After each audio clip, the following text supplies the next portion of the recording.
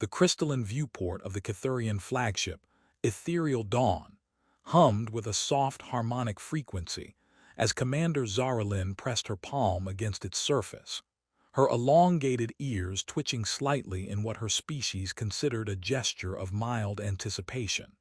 The third planet of the Sol system hung before them like a blue-white marble, suspended in the cosmic void, utterly oblivious to the 12 vessels of the exploration fleet that had been observing it from the edge of sensor range for the past 3 standard cycles.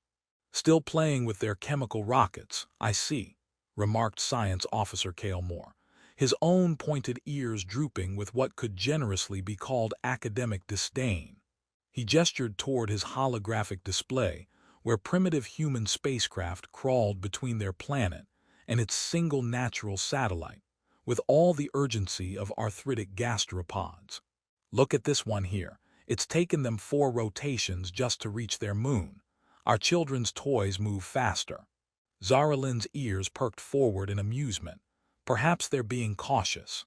After all, they only discovered fire a few thousand rotations ago. We shouldn't expect them to master interstellar travel overnight. "Fire?" Lieutenant Vextal's ears practically vibrated with mirth as she looked up from her xenobiology station. "Commander, according to my readings, they're still burning hydrocarbons for energy. Actual combustion. It's like watching our ancestors bang rocks together, except with more atmospheric pollution." The bridge crew's ears rippled in synchronized amusement, the Kytherian equivalent of polite laughter. Their species had evolved beyond such crude energy production millennia ago, when they first learned to harness the quantum foam that permeated all space-time. The idea of literally setting things on fire for power seemed quaint at best, catastrophically inefficient at worst. "What's the latest intelligence report on their social structure?" Zara-Lin inquired, settling into her command chair with the fluid grace that came from generations of low-gravity evolution.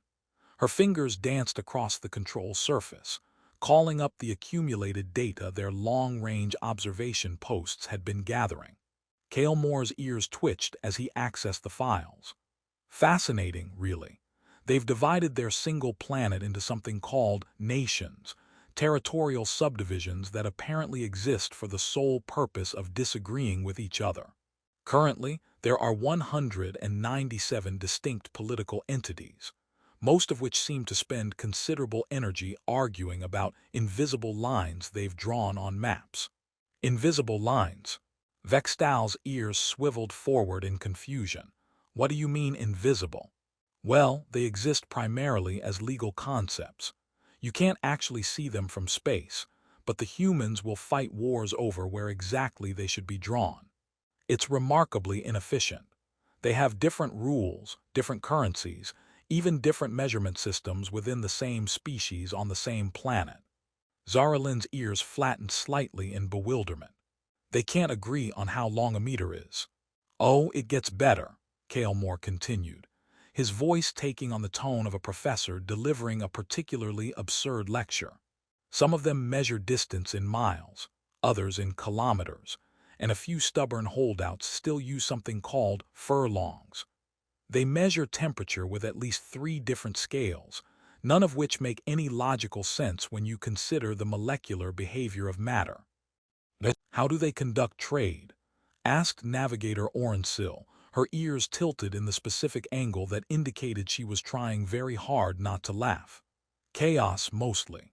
They have something like 200 different currencies, and the exchange rates fluctuate based on factors that seem to include everything from weather patterns to the emotional state of their financial leaders. Last cycle, one of their currencies gained 30% in value because someone posted a picture of a small furry animal holding a tiny sign." The bridge fell silent for a moment as the crew processed this information.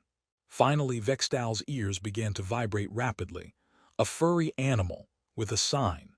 The intelligence report is extensive on this point. Apparently, they have a global information network where they share images of small domesticated creatures, often accompanied by text they find humorous. This somehow affects their economic decisions." Zara-Lin rubbed her temples, careful not to disturb her ears. These are the beings we're supposed to establish first contact with. According to the Cultural Assessment Division, they show promise, Kalemore replied, though his tone suggested he harbored significant doubts. They've managed to split the atom, develop primitive computing systems, and they've even begun to understand genetics. Their problem-solving abilities are creative, if not always logical. Creative how? Well, when faced with the challenge of getting their spacecraft to orbit, instead of developing efficient propulsion systems, they built enormous towers filled with controlled explosions and essentially throw their vehicles into space using brute force and prayer. Prayer. Many of them believe in invisible supernatural entities that control various aspects of reality. They frequently request assistance from these entities when their technology inevitably malfunctions. Zara-Lin's ears drooped. And this actually works. The prayers or the explosive towers? Either both. Kalemore consulted his data. The explosive towers work about 96% of the time, which is surprisingly effective for such a crude approach. As for the prayers, he paused, ears wiggling in what passed for a shrug among their kind. Correlation versus causation becomes somewhat difficult to determine. They pray before launches, during launches, and after launches. Since most launches succeed, they assume the prayers help. Perhaps we're being too harsh, Vextal interjected, her scientific curiosity overriding her amusement. Any species that can achieve orbital mechanics using controlled explosions clearly possesses a certain audacious creativity. Audacious is one word for it, muttered Orensil. I've run the calculations on their launch systems. The margin for error is so thin that success requires either perfect execution or extraordinary luck, possibly both. Maybe they're braver than we give them credit for, Zara-Lin mused.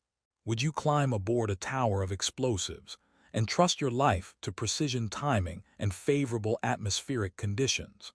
The bridge crew's ears drooped in unison as they contemplated this scenario. The Kytherian approach to spaceflight involved gently manipulating gravitational fields and stepping sideways through folded space-time, considerably less dramatic than hurling oneself skyward atop a pillar of barely contained chemical reactions. "Commander," came a voice from the communication station, where operator Liskine was monitoring the various electromagnetic frequencies emanating from the planet below. "You might want to hear this. I'm picking up some of their entertainment transmissions." Entertainment. They broadcast stories and music for recreational purposes. This particular signal appears to be. Liskine's ears wiggled uncertainly. A dramatic narrative about humans traveling to other planets and engaging in combat with hostile alien species. Zara-Lin's ears perked forward with sudden interest. They're imagining first contact scenarios. Extensively. According to this transmission, hostile aliens regularly invade their planet, usually with the intention of either enslaving the population or stealing their natural resources. The humans invariably defeat the invaders through a combination of cunning, courage, and improbable last-minute technological innovations. They defeat the aliens every time, often by exploiting some fatal weakness in the alien technology or psychology. In this particular, Captain Sarah Mitchell floated through the narrow corridor of the cargo hauler, Lucky Strike, with the practiced ease of someone who had spent more years in zero gravity than she cared to count. The ship groaned around her with the familiar sounds of stressed metal and overworked life support systems, a symphony of mechanical complaints that had become as comforting as a lullaby over the past 18 months of hauling mining equipment between Earth and the asteroid belt. "Sarah, we've got another thruster alignment issue," called Engineer Rodriguez from somewhere deep in the ship's bowels, his voice carrying the particular tone of weary resignation that came from dealing with equipment held together by prayer, duct tape, and creative profanity. "The port lateral is drifting again." "How bad?" Sarah asked, already knowing she probably didn't want to hear the answer. Well, we're not going to explode immediately, so that's the good news. The bad news is that we're now flying in a very gentle corkscrew pattern. Passengers might get dizzy, if we had any passengers, which thankfully we don't because they'd probably sue us. Sarah's second-in-command, Lieutenant Commander James Park, drifted up beside her with a steaming cup of what the recycling systems optimistically labeled as coffee. "Could be worse," he offered cheerfully. "Remember that time, the entire navigation computer decided to have an existential crisis and started plotting courses to imaginary planets. That was your fault for letting it watch those philosophy documentaries during the long haul to series. Hey, the AI specifically requested educational content. How was I supposed to know it would start questioning the nature of reality and refuse to calculate jump coordinates because it couldn't prove the destination actually existed?" Navigation Officer Chen poked her head out from behind her console, where she had been performing what appeared to be percussive maintenance on the stellar cartography unit. "Speaking of existential crises, anyone else notice we're being watched?" "Watched by whom?" Sarah asked, though she suspected she already knew the answer. "Our long-range sensors keep picking up these really faint energy signatures at the edge of the system. Same pattern for the past 3 days. Either we've got some very persistent space pirates with terrible stealth technology, or someone's running surveillance on local traffic." Park nearly choked on his coffee. "Pirates out here. What would they steal?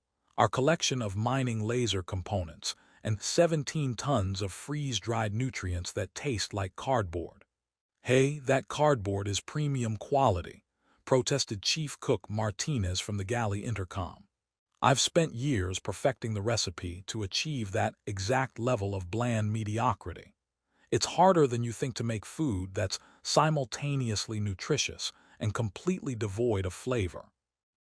"The energy signatures are too sophisticated for pirates," Chen continued, ignoring the culinary debate. "The frequency patterns suggest advanced scanning technology, really advanced. Like, we can probably tell you what you had for breakfast last Tuesday advanced." Sarah felt a familiar tingle at the base of her skull, the same sensation she'd learned to recognize during her years in the military, back when admitting to military service would have raised uncomfortable questions about why a supposedly civilian cargo hauler had such oversized power cores and suspiciously robust communication arrays. "Any response from traffic control?" she asked, keeping her voice carefully neutral. "Standard advisory. They're aware of the situation and monitoring developments. Oh, and they wanted to remind us that our cargo manifest is 6 hours overdue. Tell them we're having computer problems." "We are having computer problems." "Perfect. That makes it technically the truth, which is the best kind of truth for bureaucratic purposes." Rodriguez's voice crackled over the intercom again. "Sarah, you might want to see this. The fusion reactor is showing some weird harmonics in the containment field." "Weird how?" "Well, it's running about 15% more efficiently than it should be, which is nice, but the resonance pattern suggests something's been scanning our power systems. Really thorough scanning. Like mapping every circuit down to the quantum level thorough." Park's ears perked up at this news. "Someone's been poking around our reactor." "Looks like it. Whatever they're using can apparently analyze our technology without us even knowing it's happening, which is either very impressive or very scary, depending on your perspective." "Why not both?" suggested Martinez. "I vote for very impressively scary." Sarah pushed off from the bulkhead and glided toward the bridge, her mind already running through scenarios and contingencies.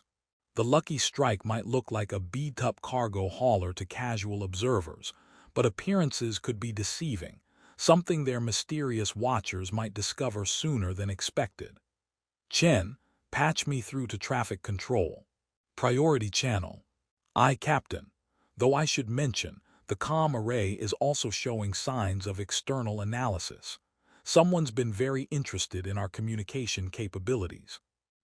They're probably wondering why a simple cargo hauler has military-grade encryption and quantum entanglement relays, Park observed dryly. Simple cargo haulers need reliable communications, Sarah replied with the practiced innocence of someone who had been giving the same explanation for years. Asteroid mining is dangerous work. You want to be sure your distress calls get through. Of course. And the reason our distress calls can punch through subspace interference and reach command bases in other star systems. We believe in being very thorough about emergency preparedness. The bridge was a cramped space dominated by displays that showed far more information than any civilian vessel should reasonably need. Sarah settled into her command chair, which was considerably more sophisticated than it looked, and activated the secure communications protocol. Lucky strike to Sol Control, requesting priority channel. The response came immediately, in a voice that carried the crisp professionalism of someone who had been expecting the call. Sol Control to Lucky Strike, priority channel established. We show your status as green across all boards. Confirm green status. Request update on peripheral surveillance situation. Acknowledged. Situation developing per established protocols. Current assessment suggests scientific observation mission rather than hostile reconnaissance. Observers appear to be maintaining safe distance and following standard first contact procedures.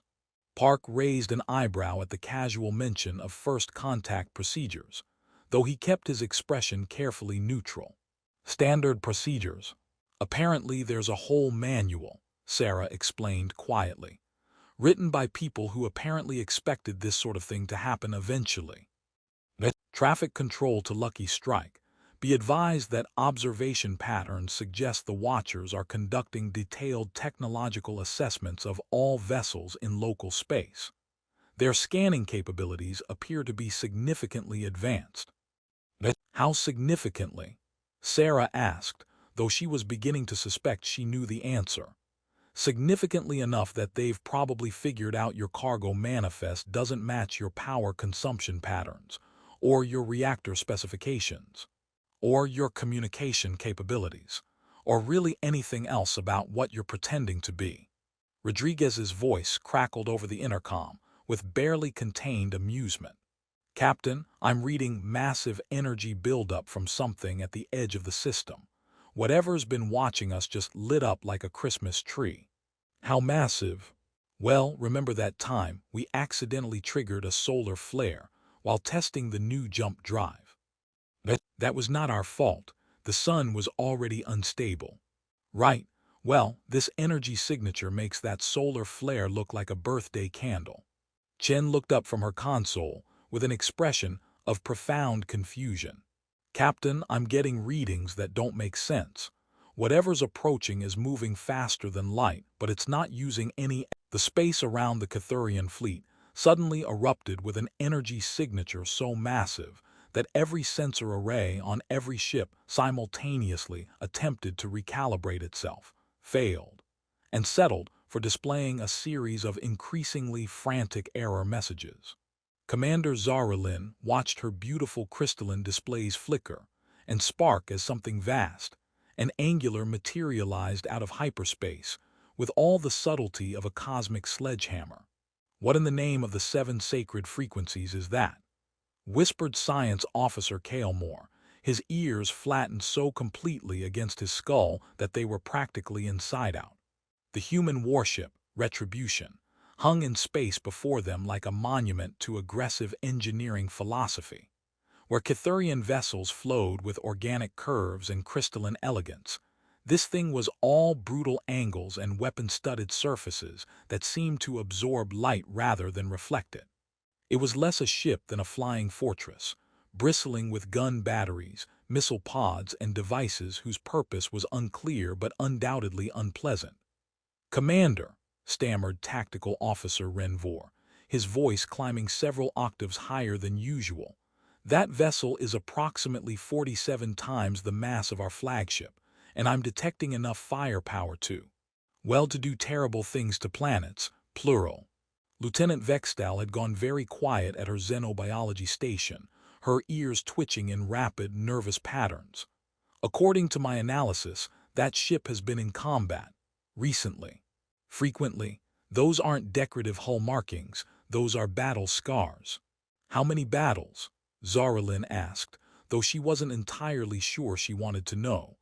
Based on the pattern of repairs and armor patches, I'd estimate several hundred engagements, possibly several thousand. This vessel has seen more combat than our entire fleet combined, including our training exercises. Navigator Orensil's voice came out as barely a squeak. Commander, they're hailing us, in perfect Kytherian, with proper grammatical structure and cultural courtesy protocols. The main display flickered to life, revealing a human female in what appeared to be a military uniform, decorated with ribbons and insignia that suggested either impressive service or a dangerous sense of humor. Her hair was pulled back in a practical style, and her eyes held the particular combination of intelligence and mild amusement that Zara-Lin had learned to associate with people who were considerably more dangerous than they appeared. Greetings, Commander Zara-Lin of the Kytherian Exploration Fleet. I'm Captain Elena Vasquez of the Earth Defense Force ship Retribution. I trust our arrival hasn't caused too much excitement. Zara-Lin's ears performed a complex series of movements that roughly translated to polite confusion mixed with dawning horror. Captain Vasquez, that is, our intelligence suggested that your species had not yet achieved faster-than-light travel. Captain Vasquez's smile widened slightly. Intelligence can be tricky that way. May I ask who provided you with that assessment?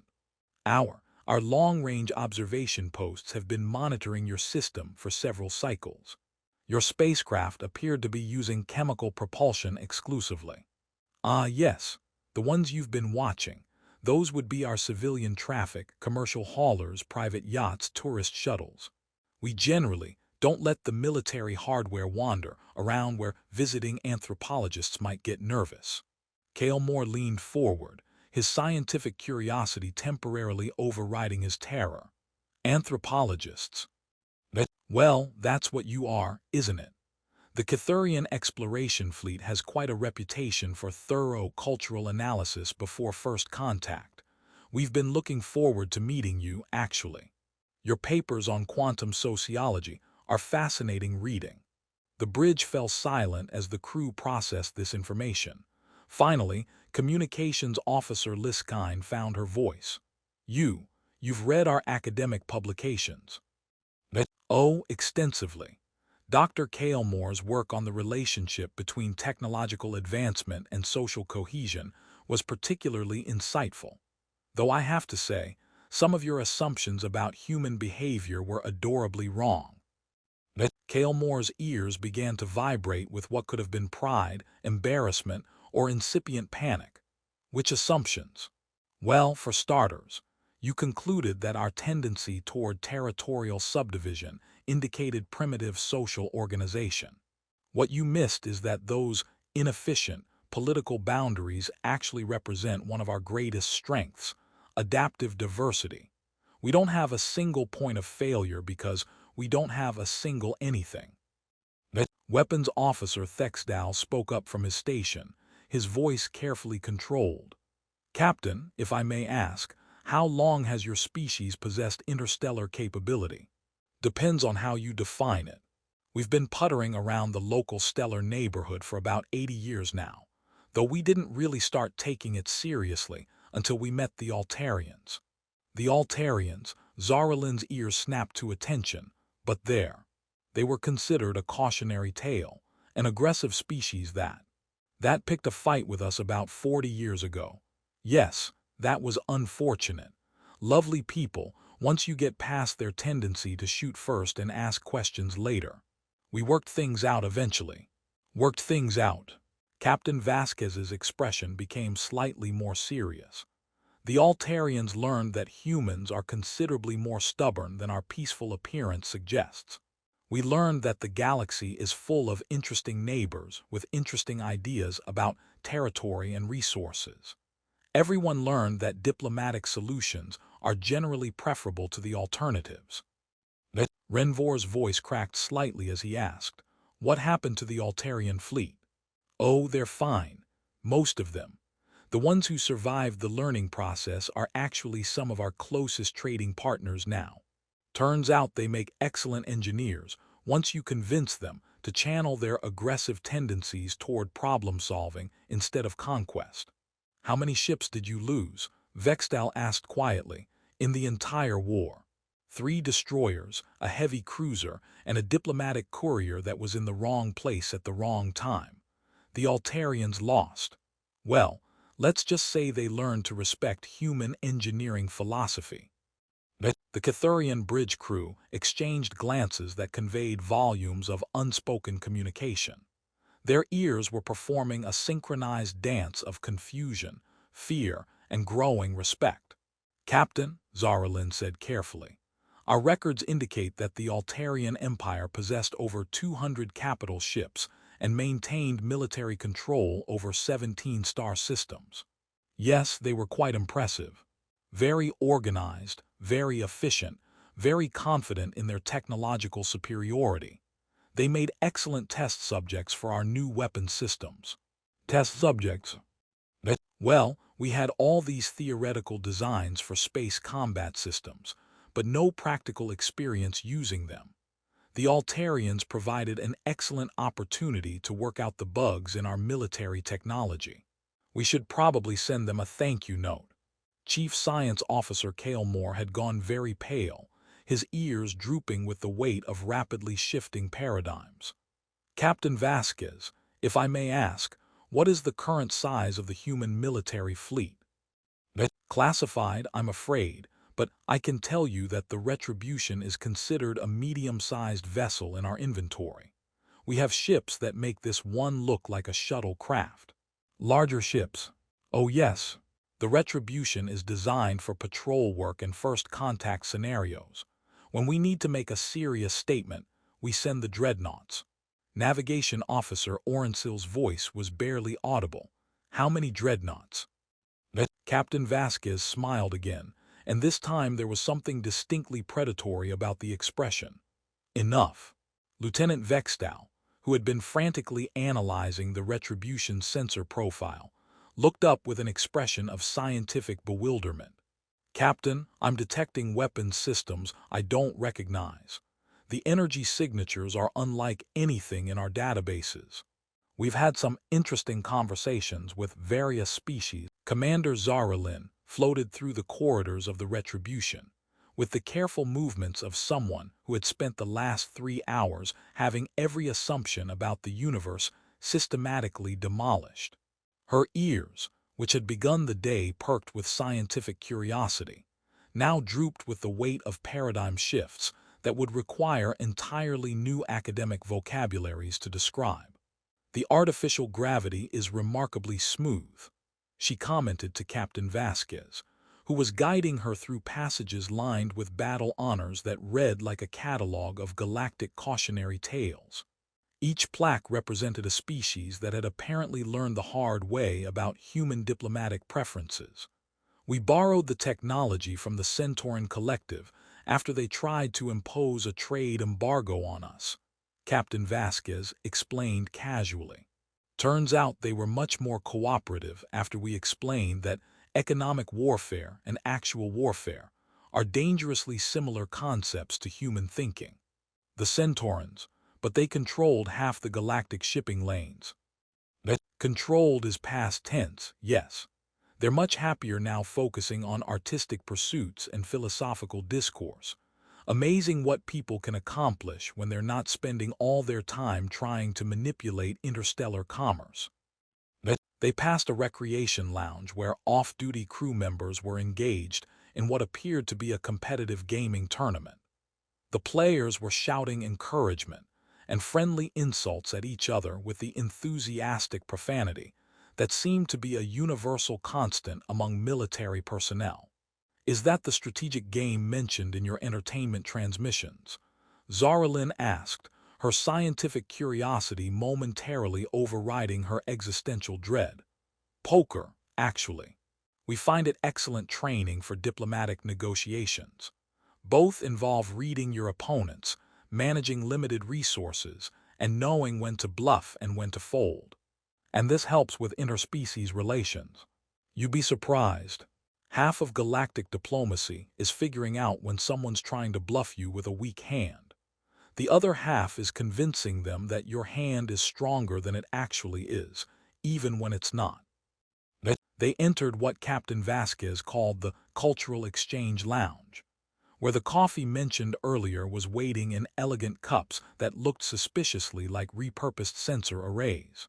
The beverage itself was a rich, dark liquid that seemed to vibrate with its own internal energy. "This is surprisingly pleasant," Zara-Lin admitted after a cautious sip. "What are the active compounds?" "Caffeine, mostly, along with about 300 other organic molecules that somehow combine to create the closest thing humans have to a universal diplomatic lubricant. We found that most species find it either delicious or at least tolerable." Most species.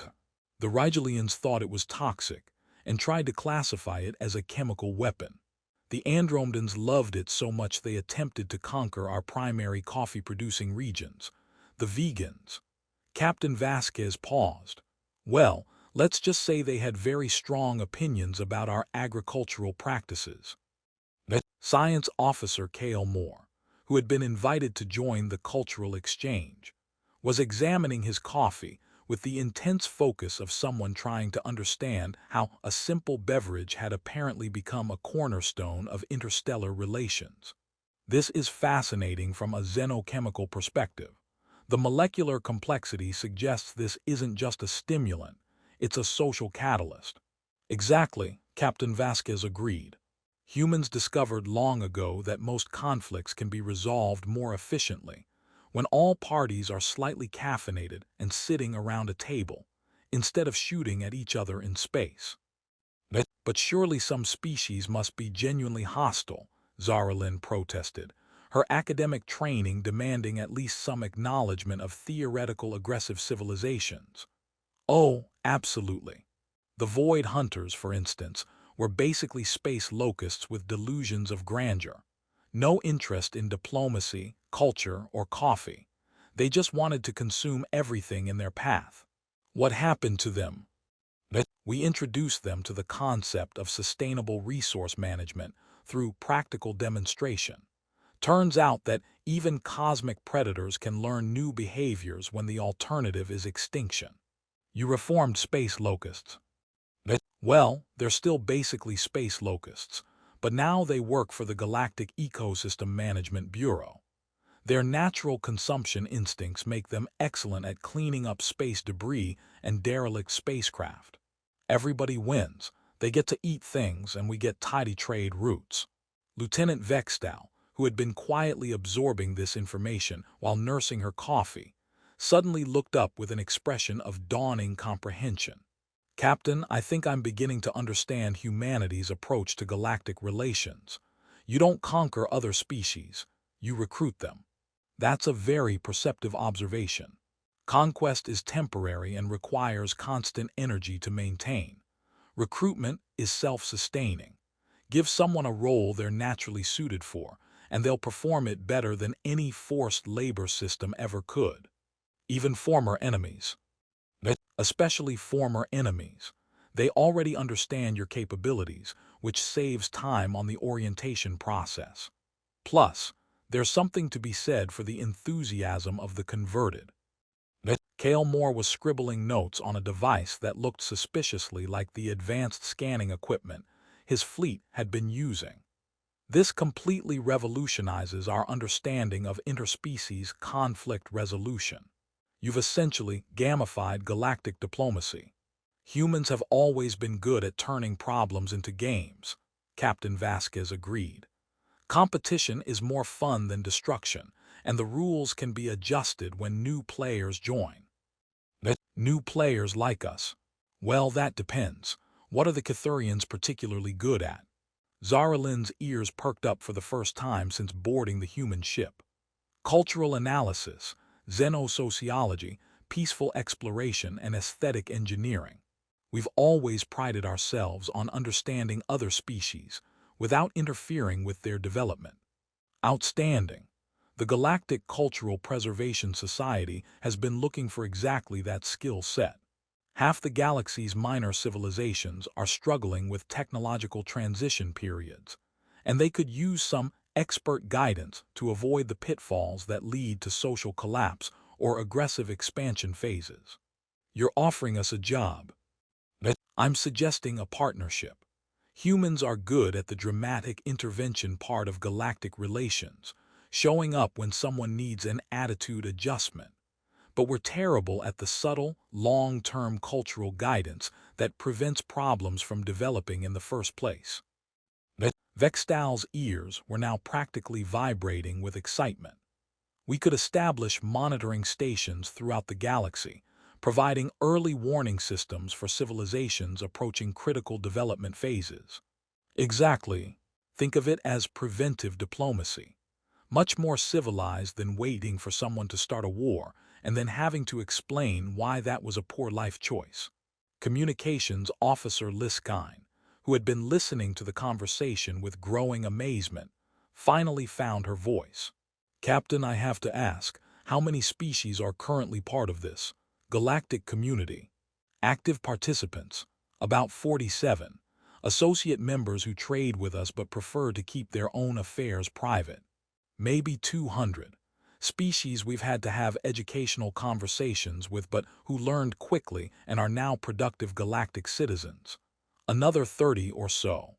And species who didn't learn quickly. Captain Vasquez's expression became slightly more serious. The galaxy is a big place, but it's not infinite. Natural selection applies to civilizations just as much as individuals.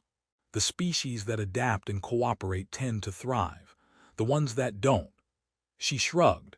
Well, their home systems make excellent memorial parks and cautionary tale destinations for school field trips.